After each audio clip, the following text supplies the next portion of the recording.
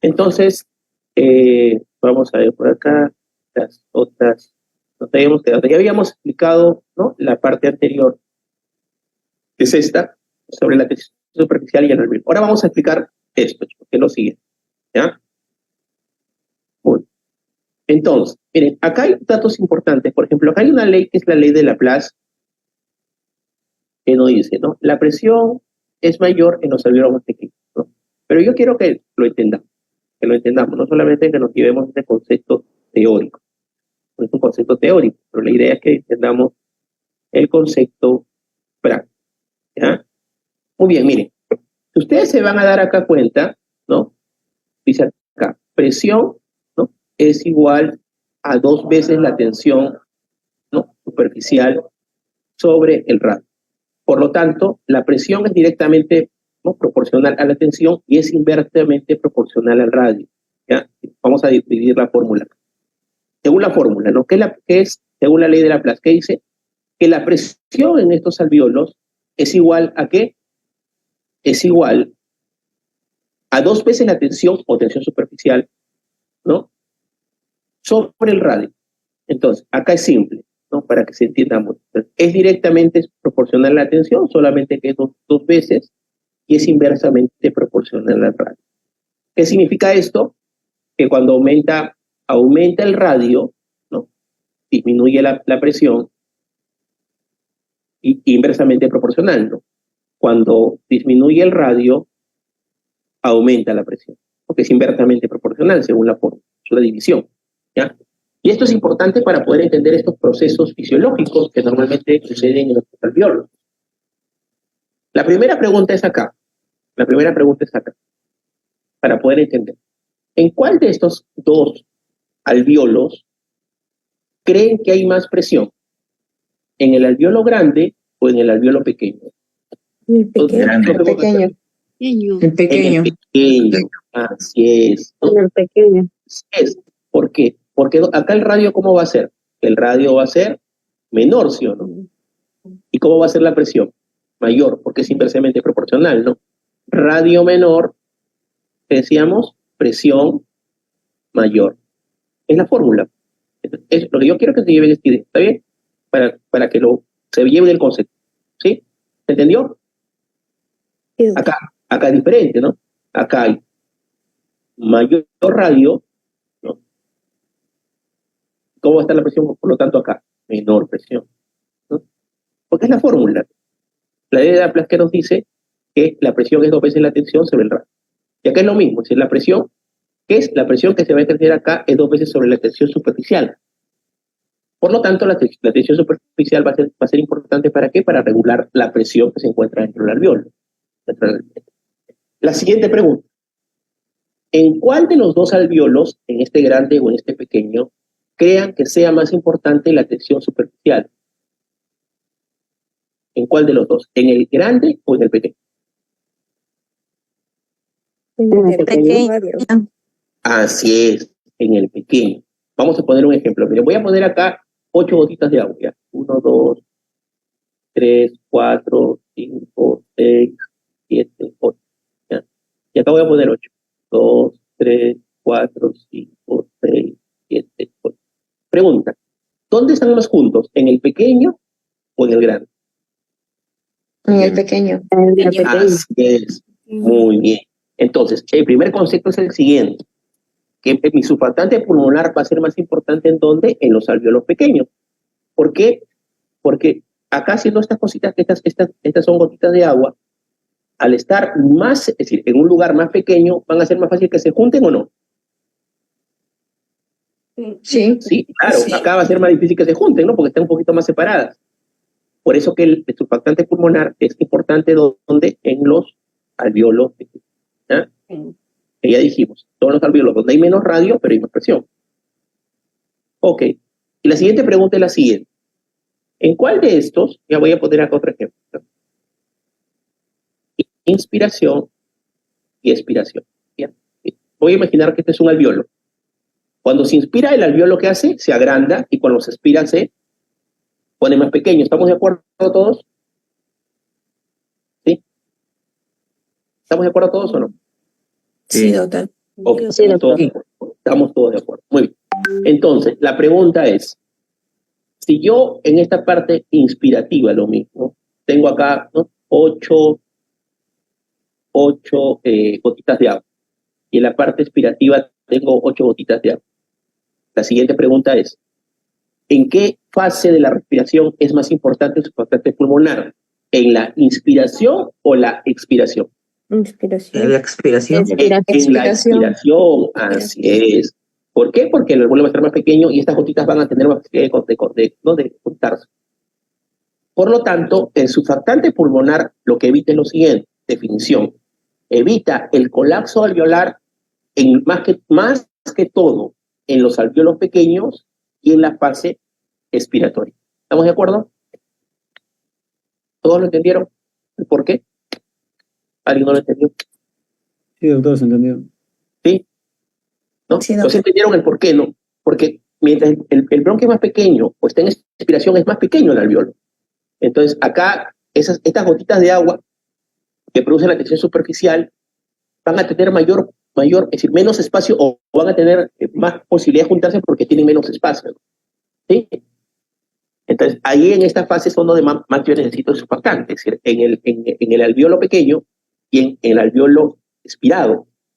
Por lo tanto, ¿no? En ese momento es donde va a actuar mayoritariamente el surfactante pulmonar. ¿Sí? ¿Quedó claro? Entonces, acá está.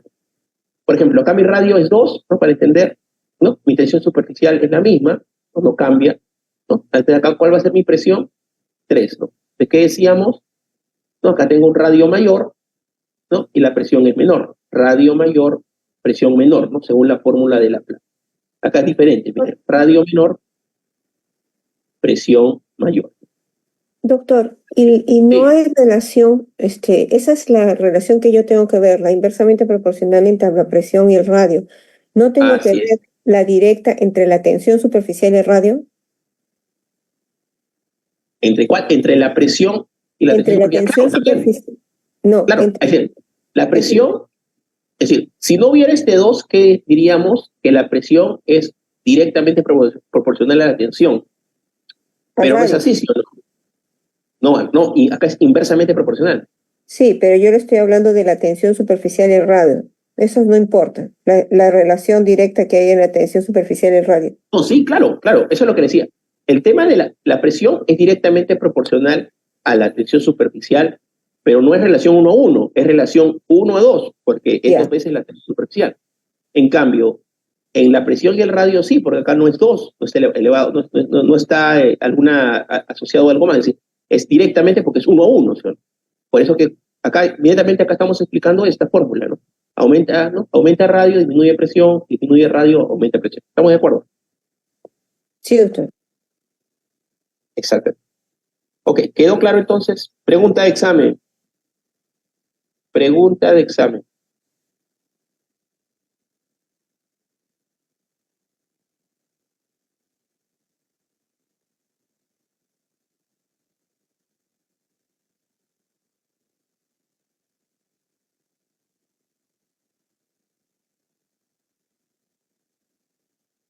Doctor, no se le escucha. Sí, se me fue el audio ratito.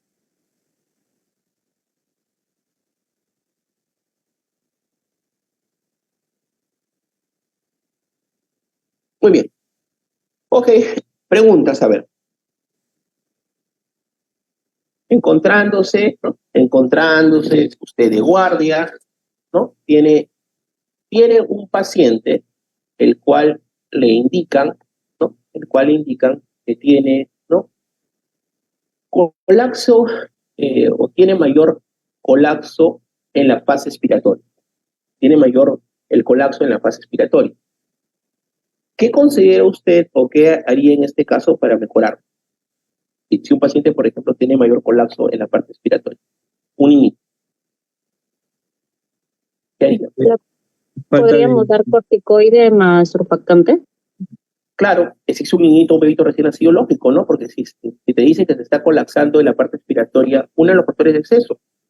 Lo otro que le puedes dar es presión positiva, ¿no? ¿Por qué? Porque finalmente este alveolo se está colapsando, ¿qué le haces? Lo abre con presión, ¿no? Porque dijimos, estos alvéolos tienen menos presión, ¿no? Tienen tienen mayor presión, tienen menos radio, entonces la idea es darle, ¿no?, mayor cantidad de aire, eso se llama presión, ¿no? Presión positiva expiratoria, ¿no? Es netamente lo que se hace en esos casos para mejorar de alguna manera estos alvéolos colapsados, ¿no? Y le das más aire para que finalmente puedan cumplir alguna función. Entonces, muy bien. Muy bien, esto netamente es para concepto, pero es importante esta ley de Laplace entenderla, ¿no? No solamente quiero que se memoricen esto, ¿no? La presión es mayor en los alvéolos más pequeños, ¿no? Porque eso es netamente es teórico. Lo que quiero es que entiendan esto. Esto es lo que les va a servir. Más, si alguno de ustedes quiere ser internista, intensivista, neumólogo, anestesiólogo, esto es la parte básica. No lo van a entender, ¿no?, el manejo de ventilación mecánica, el manejo de insuficiencia respiratoria. ¿Ya? Muy bien.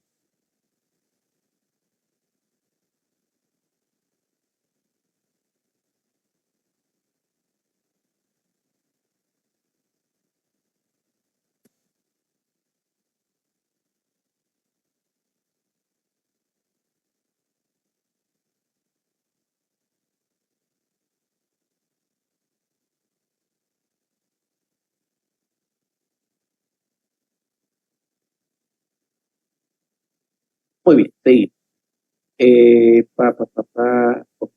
Por la siguiente. Doctor, disculpe, usted había dicho que la surfactante es más importante en la fase expiratoria o inspiratoria. Expiratoria. Justo acá lo vamos. Expiratoria. Acá justo vamos a hacer positivamente. Acá dice, mira, acá sí es conceptual. Dice, el surfactante reduce la tensión superficial en los alvéolos. ¿Estamos de acuerdo todos? Ya sabemos por qué, ¿no? No solamente sabemos el concepto teórico, sino el por qué tiene un componente lipídico, ¿no? Porque hace que las gotitas de agua no se junten, ¿no? Porque tenemos agua, ¿no? Tenemos la parte, ¿no?, de aire y agua que de alguna forma entonces repele, todo lo que de alguna forma hemos explicado, ¿no? Y reduce la posibilidad de que el alvéolo se colapse durante acá iba tu pregunta, la Aspiración. expiración, así es, ¿no? ¿Por qué? Porque su surfactante pulmonar va a ser más importante para qué dijimos, para los alvéolos pequeños.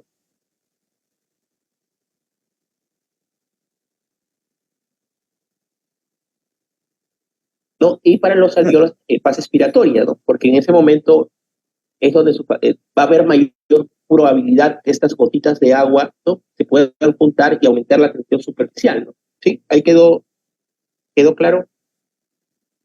Sí, doctor, sí. Está muy bien. Ok. Muy bien. Muy bien. Seguimos entonces por aquí. Pregunta que siempre les hacemos, chicos. Ya, acá vamos a ver. Entonces, si ustedes les preguntan cuál es el principal componente del surfactante pulmonar, lo que ustedes tienen que responder es lo siguiente. No, es el dipalmitoil fosfatidilcolina. ¿Estamos de acuerdo? Sí, doctor. ¿Podría repetir, doctor? Doctor, no le escuché. ¿Podría repetir, por favor? Perdón.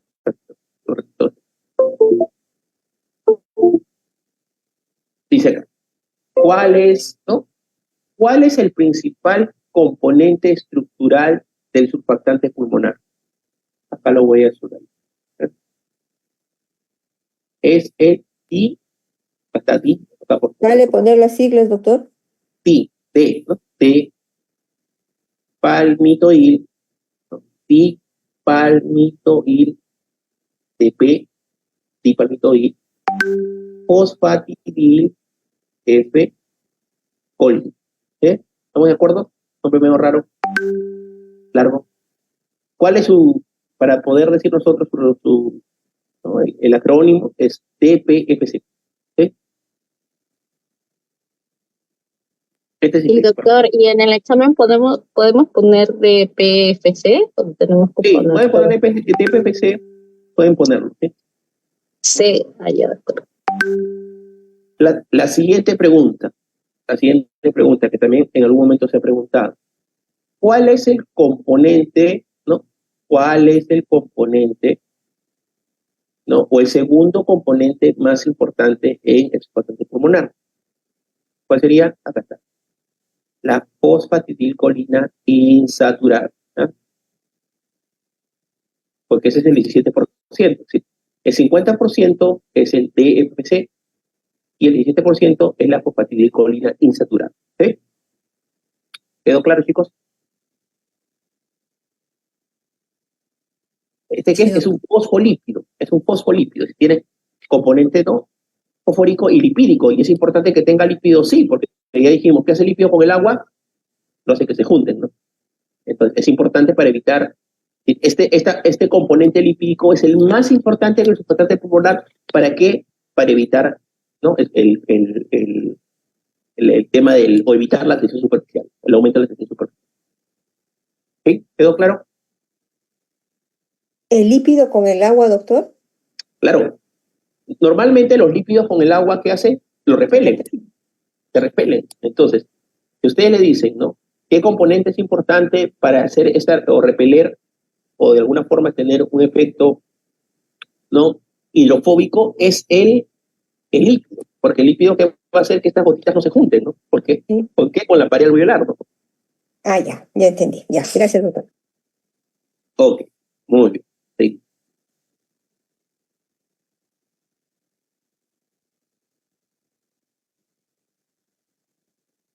Creo que esta es la siguiente. Ok, seguimos por aquí. Miren, entonces, seguimos. Cuando explicábamos al inicio, chicos, decíamos, ¿no? Que teníamos dos componentes en distribución anatómica, ¿no? Una zona de conducción, que está acá, ¿sí? Y una zona, ¿no? Transicional o zona de respiración, que acá es donde se hace el intercambio gaseoso. Acá, ¿qué es importante? Miren, acá lo importante es que ustedes puedan recordar, por ejemplo, qué componentes pertenecen a la zona de conducción y qué componentes pertenecen a la zona de transición. ¿Estamos de acuerdo? ¿Sí? Acá es lo que tienen que saber. ¿Qué componentes pertenecen a la zona, ¿no? A la zona de transición? A la zona de conducción es la tráquea, ¿no? Los bronquios. Mira, acá la tráquea es una, se dividen en dos bronquios, de ahí se dividen en bronquiolos y bronquiolos terminales. Es decir, la zona de conducción es desde la tráquea hasta los bronquiolos terminales. Acuérdense cuando vimos la parte embriológica que dijimos, ¿no? La fase pseudoglandular solo tenemos hasta esta parte, ¿no? Solo tenemos hasta esta parte. Por lo tanto, no puede haber intercambio gaseoso, porque lo único que hacen es conducir aire. ¿Estamos de acuerdo? ¿Sí? Sí, doctor. Ok. En cambio, en la fase canalicular, en la fase sacular, ¿qué dijimos? En la fase alveolar también, acá sí ya va a haber alveolos. ¿Y qué componentes son los que hacen intercambio gaseoso? Son tres: los bronquiolos respiratorios, los conductos alveolares y los sacos alveolares. ¿Sí? Apunten, chicos, esto. Zonas respiratorias. ¿Cuántas son? Tres. ¿Estamos de acuerdo? Sí, doctor. Ok. Otro es esto, miren, la división, ¿no? La división que existe en estos casos. La división. Si ustedes se dan cuenta, miren, por ejemplo, acá tenemos tráquea 0, bronquio 1, ¿no? Son las divisiones que van teniendo estas estructuras, ¿no? ¿Hasta dónde es la división de conducción? Hasta la división 16. ¿Bien? Hasta. De la división 17 hasta la división 23 es, ¿no? La parte ya de la división de la zona respiratoria. ¿Sí? Eso también es un dato importante. ¿Ya? Muy bien, seguimos entonces. ¿Preguntas sobre esto, chicos? Sí, el intercambio respiratorio, doctor, dijo que era a nivel de los bronquiolos respiratorios, los alveolos y los sacos alveolares, ¿no? Ah, sí. Bronquiolos respiratorios, conductos alveolares y sacos alveolares. Gracias. ¿Esas son las, doctor, de transmisión de respiración o zona de transición? Zona Algo así. transicional y zona respiratoria.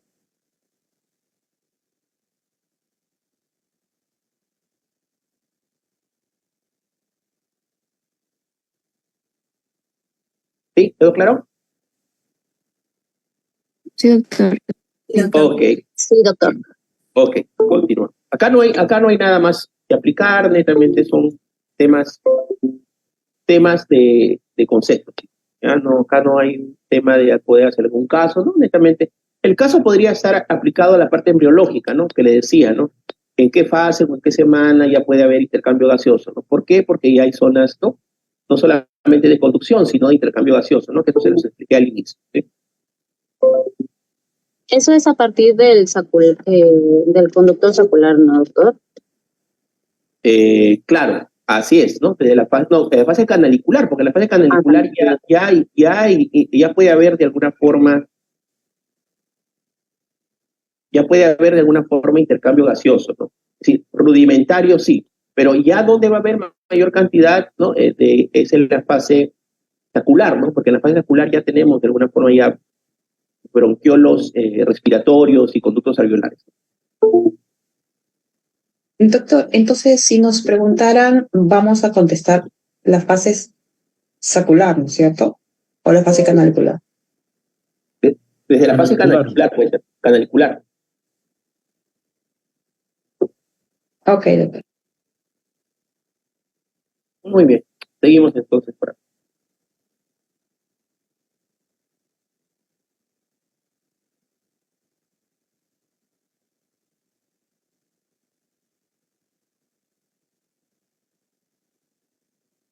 Un poquito de...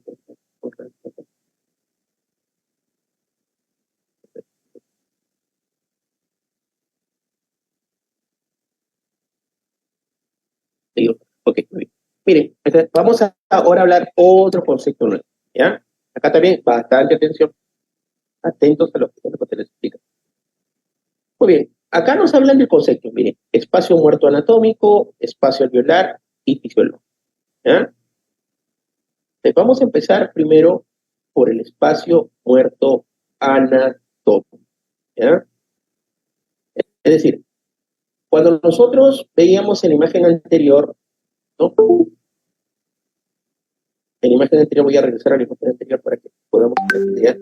Cuando yo tengo intercambio gaseoso, por ejemplo, decíamos que estas zonas no hacen intercambio gaseoso, ¿no? Acuérdense. Que cuando uno respira, acá va a quedar un aire acumulado, ¿no? Aire acumulado en todo esto, ¿no? Un poco de aire acumulado que no va a ser intercambio gaseoso, ¿no?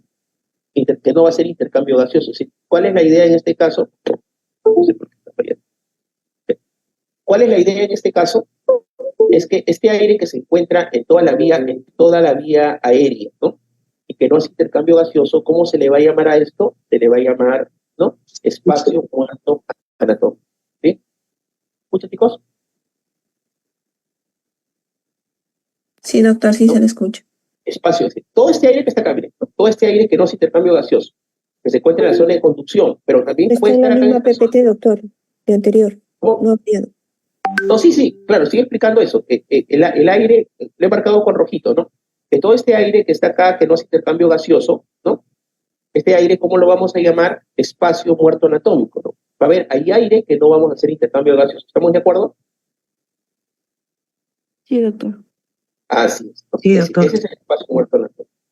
Acuérdense, normalmente, chicos, nosotros por cada respiración, ¿no? Que es el volumen corriente o el volumen vital, ¿no? Que también en algún momento lo vamos a ver, ¿no?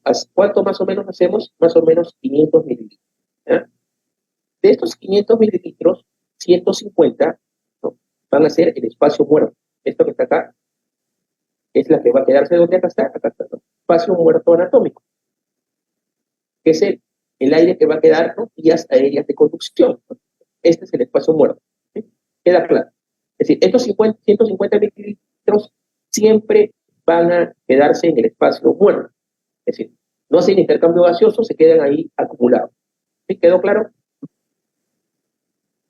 Y yo les pregunto, ¿cuál es el espacio muerto anatómico? El espacio muerto anatómico es el aire que se encuentra en las vías de conducción, que no hace intercambio gaseoso. ¿Qué cantidad de cada respiración es esto? Es 150 mililitros. Porque por cada respiración, ¿no? Hacemos más o menos, o respiramos mayoritariamente 500 mililitros, que es el volumen de ventilación pulmonar, o el volumen tirado, o el volumen corto. ¿Sí? Muy bien. Entonces, ¿qué pasa? Mire, para que entiendan. De estos 350, ¿no? De estos 150, 350 van a ir al intercambio gaseoso, ¿no? Porque 150 se van a quedar como espacio muerto. Entonces, 350 van a ir al intercambio gaseoso. ¿Y qué va a pasar? Acá está. Entonces, ¿qué pasó? De la respiración anterior, ¿no? Porque cuando yo expiro y expiro, ¿va a quedar cuánto? Va a quedar 150, que siempre va a ser el espacio muerto. Este espacio muerto siempre va a quedar, ¿no? Entonces, para mi siguiente respiración, ¿qué va a hacer? Van a quedar 150 de espacio muerto, 150 que quedó de la respiración anterior y 350 que vamos a tener para, ¿no? Que viene de la respiración nueva. Por lo tanto, estos 150 mililitros van a ser constantes, no van a variar, porque por cada respiración, ¿no? Estos 150 que quedan los utilizo para la siguiente respiración, más 350 de la nueva respiración y quedan 150 siempre en el espacio de conducción. A la siguiente respiración, ¿no? Los 150 que quedaron, los sumo a los 350 y van a quedar 150 en el espacio muerto. ¿Sí? ¿Quedó claro?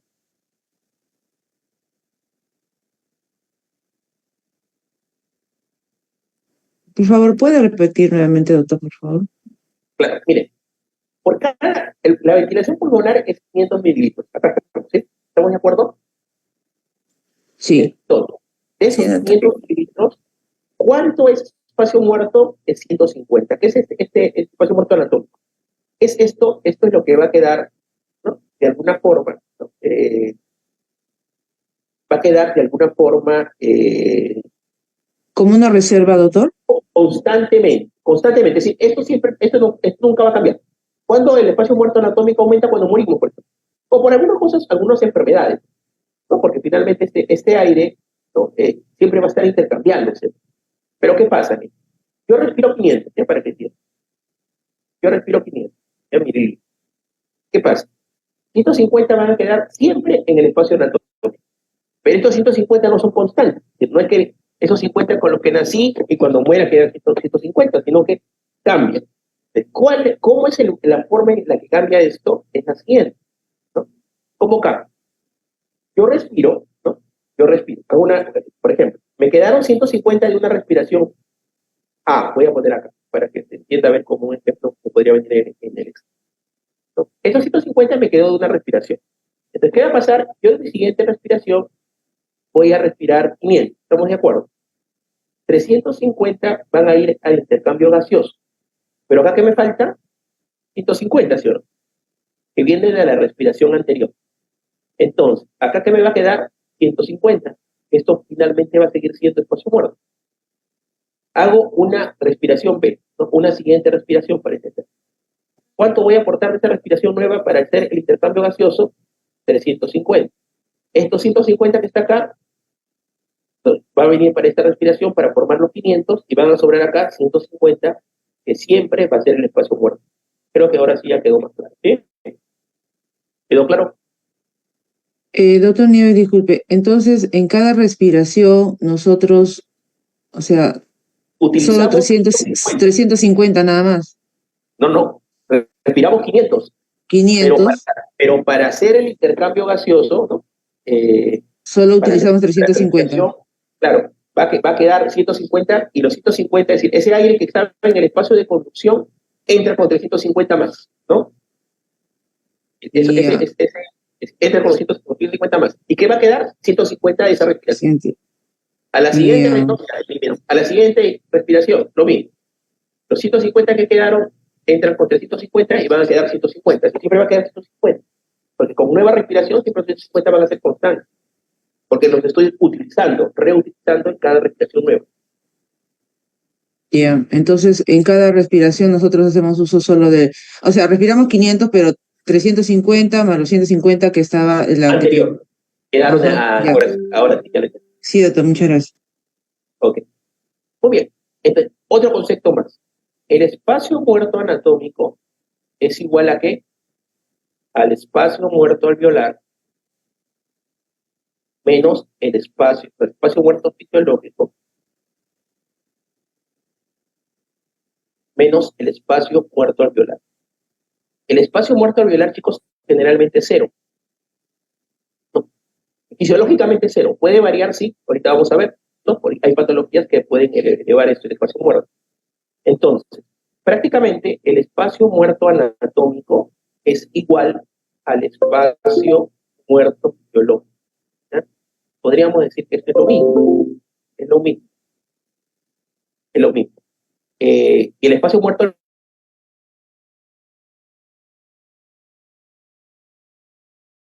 como nosotros hacemos intercambio gaseoso, entra, sale, mayoritariamente no va a haber, o no va a haber retención o va a quedar de alguna forma aire en el alveolo, porque estamos viendo en la respiración, ¿no? Entran 500, salen 500, entran 500, salen 500, a pesar que hay un espacio muerto. Y el espacio muerto fisiológico es igual al espacio muerto anatómico. Entonces, esto es importante entenderlo cuando tenemos ya el tema de patologías, que eso lo vamos a ver acá. Entonces, este es el espacio muerto fisiológico. Y otra cosa importante del espacio muerto fisiológico es lo siguiente. Vamos a poner un ejemplo. ¿Ya? Acuérdense, nuestro gasto cardíaco. De alguna forma yo tengo un gasto cardíaco, ¿no? De 5 litros por minuto, vamos a poner acá. De 5 litros por minuto. ¿No? Tengo esta parte de la...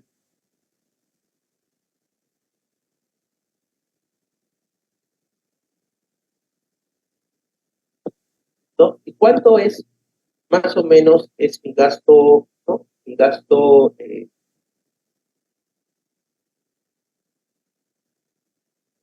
más o menos cuánto es mi volumen, ¿no? Volumen respiratorio por minuto es de 4 litros por minuto. ¿Ya? Entonces acá lo llamamos la relación ventilación-perfusión. Ventilación, ¿cuánto es? 4 litros. Y la perfusión es lo mismo, son 5 litros. Entonces nuestra relación ventilación-perfusión más o menos es de 0.8. ¿No? Este es lo fisiológico, esto es lo normal. Esto es lo que normalmente debería ser. Y quiero que ahorita entiendan esto para entender lo siguiente. Miren, ¿qué pasa entonces para entender esto del espacio muerto fisiológico? Normalmente, ¿no? Esta es la relación, es decir, llegan 5 litros, ¿no? de sangre con hemoglobina desoxigenada, ¿no? Con CO2. ¿Qué debería suscitarse acá? ¿No? Que entra acá el CO2, ¿no? Para poder entenderlo, y sale, finalmente va a entrar acá el oxígeno. Pero ¿qué pasa? Normalmente, a pesar que todos nuestros glóbulos rojos estén llenos de CO2, que no es así porque no utilizamos el 100% de glóbulos rojos, siempre algunos pequeños glóbulos rojos nos van a empezar con CO2 llenados en azul y van a salir en azul, ¿no? Por eso que nuestra presión arterial de oxígeno, ¿no? O nuestra saturación de oxígeno no es 100%. Más o menos, ¿cuánto es? 95%. 95% por aquí, 95%. Más o menos. ¿Por qué? Porque finalmente no es que todo está saturado o no es que todo el oxígeno. Pero esto mide el oxígeno unido a la hemoglobina, ¿no? A la hemoglobina, la saturación que evalúa el oxígeno unido a la hemoglobina y el oxígeno y la presión arterial de oxígeno que evalúa el oxígeno libre, es decir, el oxígeno que se encuentra circulando libre. Esto cómo lo evaluamos con el AGA, ¿no? El AGA lo que hace evalúa el oxígeno libre. En cambio, la saturación de oxígeno que evalúa por su nombre. ¿Cuánto, ¿no? de estos glóbulos rojos están unidos a oxígeno? Saturación de oxígeno. ¿Cuántos de los glóbulos rojos tienen? Traducido acá. Entonces, ¿qué pasa? Todos los glóbulos rojos que de alguna forma ingresan o están desoxigenados, están en azul, van a salir en azul, ¿no? Entonces, ¿esto qué es? Esto es el espacio muerto fisiológico, ¿no? Es decir, no todos los glóbulos rojos finalmente van a llevar sangre oxigenada. Va a haber un pequeño porcentaje que entra en azul y sale en azul. No va a haber un intercambio gaseoso. Esto es lo fisiológico. Y este es el espacio muerto fisiológico que sucede acá, ¿no? Que sucede acá. Es decir, no va a haber un intercambio adecuadamente de 100% entre el oxígeno y el CO2. ¿Quedó claro, chicos? Por eso que la saturación y la presión de oxígeno no es 100%. Podemos subir al 100%, sí, pero no es 100%, es 95, 96, 97. Por ahí es lo normal. Esa es la parte importante del reconocimiento. ¿Quedó claro, chicos? ¿Qué es el espacio muerto fisiológico?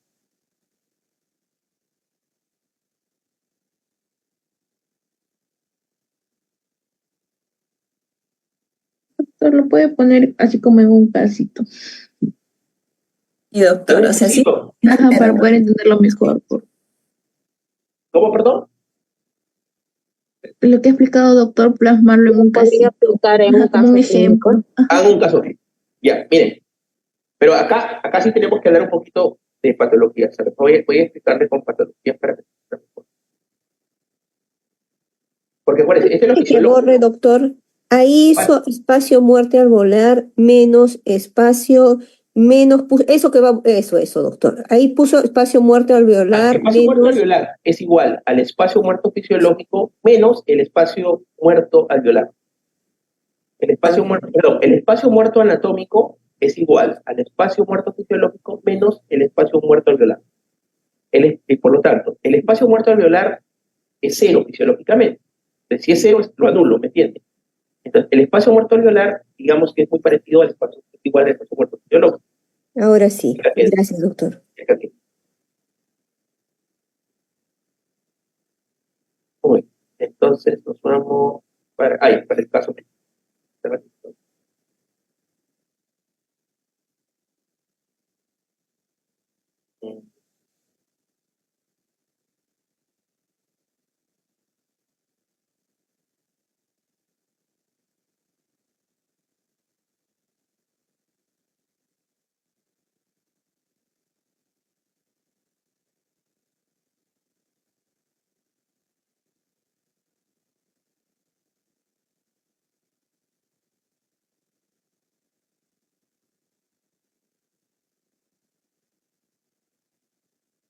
Muy bien, entonces, un ejemplo. Acá vamos a tener temas cuando aumenta, ¿no? Para que nosotros aumentemos el espacio, ¿no? El espacio muerto alveolar. Este es un tipo de qué? De insuficiencia respiratoria. Voy a poner un ejemplo. Tengo un paciente, ¿no? Que tiene una neumonía. ¿Qué pasa en la neumonía? Con el alveolo se llena de qué? De pus. ¿Estamos de acuerdo? En una insuficiencia cardíaca, ¿qué pasa con el alveolo?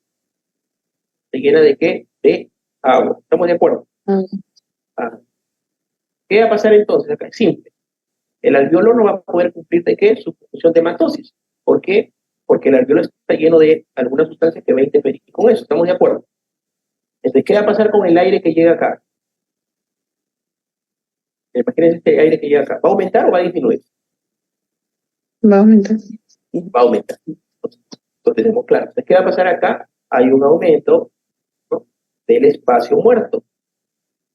¿De tipo alveolar? ¿No? Espacio muerto alveolar.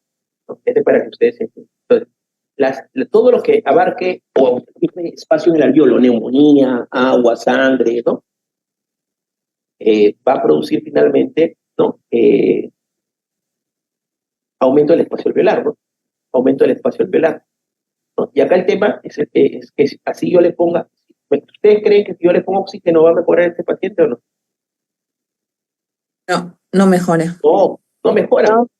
No mejoran porque el tema acá, que hay que tratar acá para mejorar el tema respiratorio es tratar la neumonía y oxígeno, porque finalmente lo que está produciendo esto es la política. Igual acá hay una insuficiencia cardíaca, ¿no? Dale diuréticos, restringirle volumen, restringirle sodio, ¿para qué? Para que elimine el volumen que está produciendo la insuficiencia cardíaca con oxígeno. Bien. Entonces, acá el manejo es, ¿no? La causa de fondo más oxígeno. ¿Ya? Entonces, estos son ejemplos de qué? Del aumento, ¿no? Del espacio muerto alveolar, que dijimos que fisiológicamente es cero, pero en estos casos está aumentando. ¿Por qué? Porque no puede haber intercambio gaseoso porque está ocupado el alveolo por alguna sustancia. ¿Ya? Ahora vamos a poner otro ejemplo, que es, ¿no? el alteraciones en lo que es la ventilación, perfusión, lo que es el famoso PECU. ¿Ya? PECU, alteraciones de la ventilación. Recordemos, ¿no? La ventilación, más o menos, ¿cuánto es? 4 litros, ¿no? Por minuto. ¿Cuánto es nuestra perfusión? Nuestro gasto cardíaco, ¿no? Porque todo está finalmente bajo. 4 entre 5, 0.1. Voy a poner acá un ejemplo. Entonces, yo tengo un paciente que ha hecho lo siguiente. Ha hecho un trombo acá. ¿Cómo se llama esto? Una tromboembolismo pulmonar, ¿no? Ha hecho un tromboembolismo pulmonar. Por lo tanto, el oxígeno, ¿qué va a pasar? ¿Va a llegar el oxígeno, sí o no? ¿Va a llegar el oxígeno acá? No. No, acá va a llegar, pues el problema no es acá. Sí llega. Pero Sí, el ¿qué oxígeno. va a pasar con la perfusión? Sí, pero no se No va a haber produce el perfusión. intercambio. No va a pasar. Así es. Es decir, ¿qué va a pasar con la ventilación? Va a estar normal, ¿no? 4. Pero ¿qué va a pasar con la perfusión? Va a estar disminuida, ¿sí o no? ¿Cuánto? Disminuida. Va a estar negativo o va a estar en 0. Acá, ¿cómo va a ser? 0. ¿No?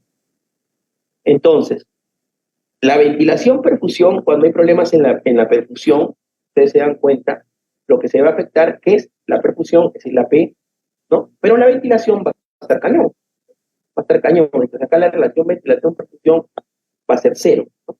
Cuando se afecta la perfusión, generalmente va a ser más negativo, ¿no? Perdón. Acá 1, vamos a ponerle 1. 4 entre 1, 4. 4 entre 1, para poder entenderlo mejor. Igual a disminuir, ¿no? Porque no hay perfusión. Ha disminuido o es 4. O 0, como ustedes quieran poner. Recuerdo que es 1 o 4. El siguiente ejemplo. En esta misma paciente que tiene una neumonía, ¿ya? ¿Acá qué pasó? Acá el problema, ¿dónde? ¿Es en la ventilación o es en la perfusión? Ventilación. Ventilación. Así es. Entonces, acá lo que voy a tener es mi 5, ¿no? Y acá voy a tener ¿cuánto? Acá voy a tener 5 y acá ¿qué va a pasar en la ventilación? No voy a tener 0. 0 entre 5, ¿cuánto es? 0, ¿sí o no? No. 0 entre 5, 0. Todo 0 entre 5, 0. ¿Estamos de acuerdo? Sí, doctor. Ok. Entonces, todo lo que es alteración en la ventilación va a ser 0 o menos, ¿ya? Todo lo que va a ser alteraciones en la perfusión va a ser 1 o más o 0 o más. Es para que entiendan las relaciones, ¿no? ¿No? Entonces, esto es de alguna forma lo que me dice la compañera, ¿no? La parte explicativa de eso, ¿no? Es decir, lo que yo tengo que saber en cualquier problema respiratorio que está alterado, ¿no? Si es la ventilación o es la perfusión, ¿no? Para yo poder explicar en este caso la insuficiencia respiratoria. Es decir, ya sea una alteración en la ventilación o en la perfusión, me va a llevar a una insuficiencia respiratoria, ¿no? Porque, 1, no hay llegada de oxígeno, o 2, no hay quien pueda llevar el oxígeno, un shock, ¿no? Un shock hipovolémico. Entonces, el problema en el shock hipovolémico, ¿va a haber insuficiencia respiratoria o no? Sí, doctor. Sí, doctor. Sí, va a haber insuficiencia respiratoria. ¿Estamos de acuerdo o no? Claro. ¿Por qué? Porque va a disminuir la perfusión y este gasto cardíaco ya no va a ser 5, ¿sí o no? Va a ser menor. Entonces, ¿el problema dónde va a ser acá? En la perfusión. Entonces, finalmente, el paciente en shock va a tener insuficiencia respiratoria porque va a tener una alteración ¿en qué? En el PQ. Ventila bien, pero no perfunde, ¿no? ¿Por qué? Porque está en shock. Entonces, igualito, ¿no? Un paciente que tiene una neumonía, ¿no? La alteración es el aumento del espacio muerto alveolar, pero la alteración mayoritariamente va a ser en la ventilación, ¿no? Un paciente con insuficiencia cardíaca, lo mismo. Un paciente con asma severo, no, asma severo más que todo es tema de bronco, ¿no? Pero igual, ¿no? Un paciente que vive en la altura, ¿no? Es por disminución, ¿no? Disminución del volumen, ¿no? De oxigenatorio, ¿no? No la presión inspiratoria de oxígeno, sino el volumen oxigenatorio, ¿no? Es decir, diferentes etiologías que van a explicar el tema de respiratorio. Ya, chicos, El de la altura es ventilación, ¿no, doctor? No perfusión. ¿en cuál? El paciente que vive en la altura es un problema de ventilación. Sí, claro, pero ahí, desde el punto de vista fisiopatológico, es por disminución de la presión de oxígeno. Sí. Ok, chicos, muy bien. Doctor, ¿y si es un paciente con anemia? Acá en anemia el tema va a ser más que todo el tema de transporte, no de perfusión, porque el oxígeno va a estar bien, la ventilación va a estar bien, ¿no? Pero acuérdense, anemia severa, ¿no? Anemia severa. No va a haber intercambio gaseoso, porque ¿quién va a transportar acuérdense, el glóbulo rojo lleva el oxígeno al cuerpo y lleva el CO2. ¿Quién va a llevar el CO2? Nadie, ¿no? El tema iba a ser el tema en la llevada o en la perfusión, en el transporte.